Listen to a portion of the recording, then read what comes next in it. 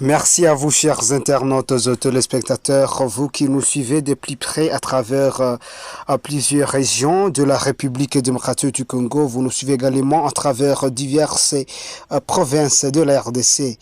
Mais aussi, vous pouvez nous suivre à travers le monde entier. Vous êtes dans différents pays, dans différents États du monde. Sans oublier les amis de la diaspora qui continuent à nous suivre via notre numéro d'actualité, via aussi notre site internet. Vous nous suivez sur AfriNews Télévision. Aujourd'hui, nous sommes mardi 31 mars 2026 où nous sommes en train, n'est-ce pas, de vouloir vous informer sur l'actualité sécuritaire dans la partie est de la République démocratique du Congo où la guerre du 23 et le Wazalendo Tuni, n'est-ce pas, a surgi. À cette date du mardi 31 mars 2026, les affrontements ont surgi tôt le matin de cette journée entre les rebelles du 23 soutenus par l'armée rwandaise RDF contre les forces Wazalendo. Là, nous sommes dans le groupement de Ziralo. C'est à la limite avec le groupement de Bouzi en chefferie de Buavu. C'est dans le territoire de Kalehe en province du Sud Kivu.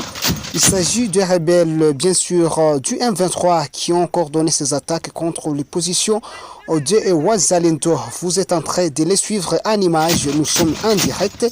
Nous sommes sur le terrain où les Wazalendo sont en train de faire la défensive et la contre-offensive alors contre cette menace coordonnée par les rebelles du 23 RDF.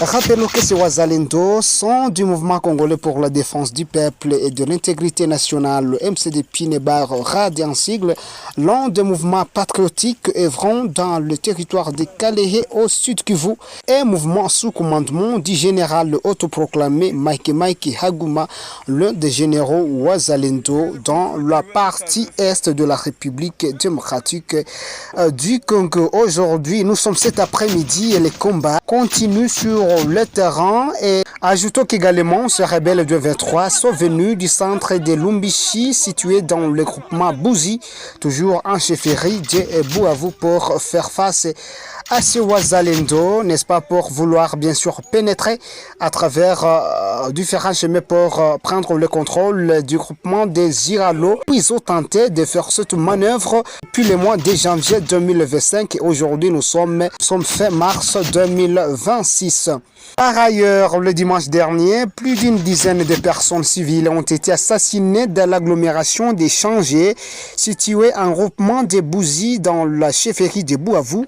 C'est toujours en territoire de Kalehe au sud Kivu, où les sources concordantes parlent d'une dispute entre les éléments du M23, laquelle aurait pu entraîner cet événement malheureux dans les chefs de la population vers les heures vespérales. Chers internautes et téléspectateurs, nous continuons de plus près à suivre, n'est-ce pas, la situation sécuritaire entre les Wazalendo contre les rebelles du M23. Les Wazalendo sont bien sûr dans la défensive et nous vous reviendrons dans la deuxième numéro d'actualité pour vous donner la suite de cette actualité vers les prochaines heures. Ne ratez pas ce grand rendez-vous d'information.